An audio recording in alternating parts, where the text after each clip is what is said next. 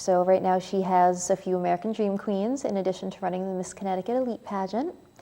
And actually just last week we had a pageant get-together, a pageant party. And I think she really just does such a great job of empowering the older girls to be role models for the younger girls and showing the younger girls that being a role model is a possibility and showing them something to strive for. So I would gather that obviously the competition, this is what people see when they look at a pageant, but behind the scenes there is a lot more camaraderie and support between. It makes a really good, interesting story that girls rip each other's dresses and, you know, do all these evil things to each other.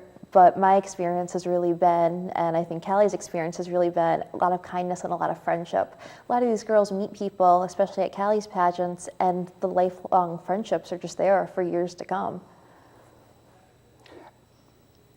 I wanted to make sure I'm enjoying this. This is kind of new to me, so I thank you so much for being here. But I wanted to make sure that we had to give you a chance to talk about your cause, because that's an important part of what you do when you come out. Definitely.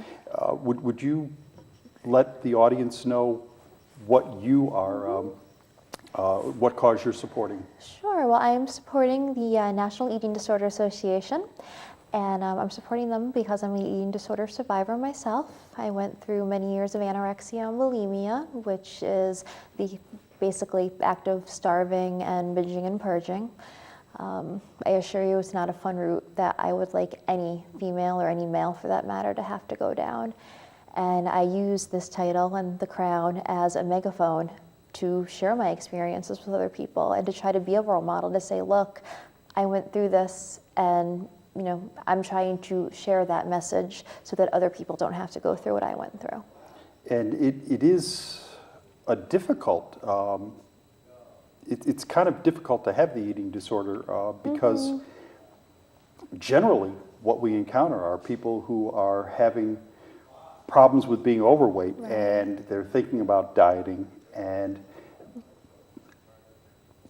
the general part is that most people think of dieting as being something good, and so I guess what happens here is that this is kind of hidden in something that most people look as being, well, this is what you should be, and they think of it as healthy, but somehow there is a problem with eating disorder where it can go overboard the wrong way or something. Most definitely. I'm basically trying to promote a healthy lifestyle, and I'm just doing the best I can one day at a time, promoting body acceptance and loving yourself. So many teenage girls out there are projected with these images of extremes, either extreme obesity or extreme thin celebrities, and they just need to know that they're okay the way they are, and that they don't need to fit this extreme lifestyle of extreme thinness or, you know, going the other way, like you said, the obesity problem in America, that, you know, striving for a healthy life is the best thing you can do for yourself. Well, I will say in my first impression, I'm very pleased and impressed that the communication skills, you work on that, and I think that goes an awful long way to helping people understand who you are when you can be so good at just communicating and maintaining that poise, because a lot of people, you know, it only takes one stumble and all of a sudden they're kind of quiet and not expressing themselves. Oh, I'll tell you, I've had my flumbers. You know, I can remember when I was 15 years old, I got on the stage and mine went completely blank. Couldn't remember my name, my age, anything. And to this day, my husband still teases me about it. We were high school sweethearts. But you know what? Life goes on. 3 most important words and the best advice I can give anybody. Well, it's true. I will. I'll make a confession. You're much too young to remember, but we used to have local kid shows in the in my day. I'm afraid I'm going back to the very early 1960s, and the first time I ever was in a TV studio as a Cub Scout, brought to the Ranger Andy show, and Ranger Andy made sure he went out and said hello to every kid in the audience, and when he got to me, I just froze, because all of a sudden there was this microphone shoved into my face. I kept away from public speaking for an awful long time, and I don't mean to dwell on just the public speaking element. There are other things too that part of the competition bring out some good things. Just like just about any sport or any other competition. Oh, definitely.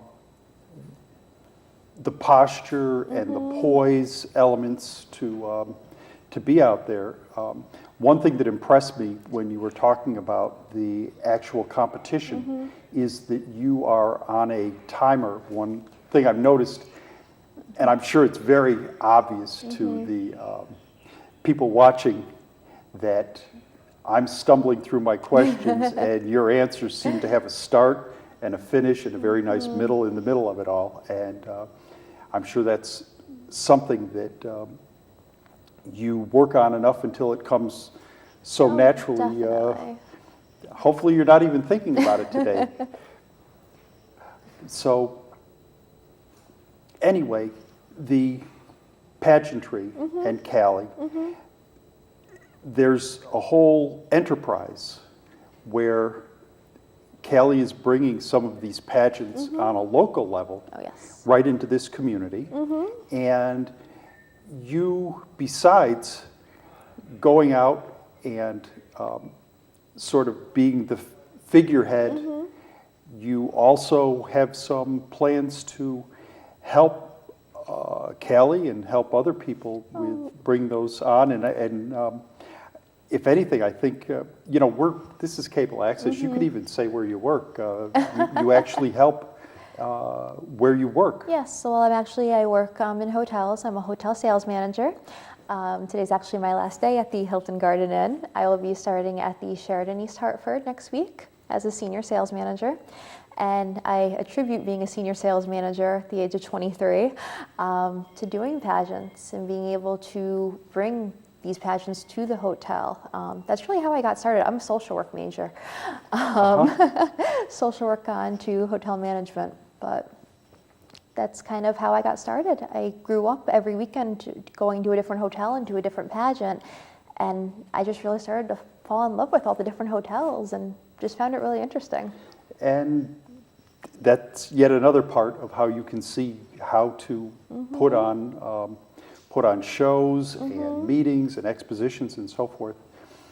I've got to tell you, I think it's the little things. What they told me in Community Access is they said, David, just take your hands and put them under the table. I'm even enjoying the fact that you seem to have learned how to hold your hands properly. Maybe it's the little things. Well, I'm a minor in American Sign Language, so I can sign and talk at the same time if you want. Very good, very good. My sister actually is a first grade teacher, and she's done some amazing things with sign language in her class too. So it's definitely making the rounds. And I want to thank you very much for being here. Oh, you're welcome. And sitting in for Callie today.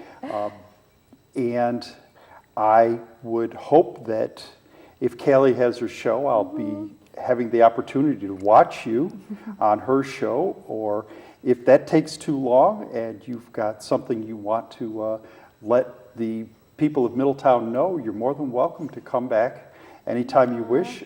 It was ever so kind of you to sit and have this nice conversation with me today, so I thank you very much for that. Thank you so much for having me. So thank you, Cori Magnotta. Thank you. And we're going to be back with a very different segment after this break. Stay tuned, please.